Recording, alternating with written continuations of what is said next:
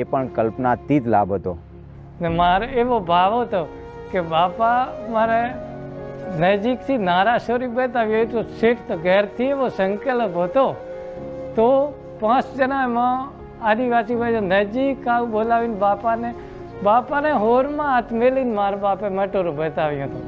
એ મોટો ચમત્કાર કહેવાય.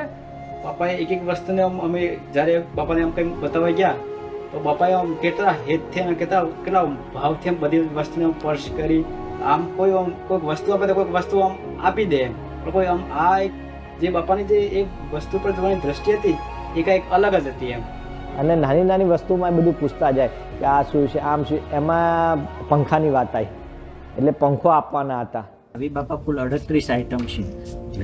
પેન્ટ, શર્ટ, બંડી, પાનેતર, અસ્ત્રેટમાં બધું ગણીએ ને તો 38 વસ્તુઓ થાય ને બીજી 40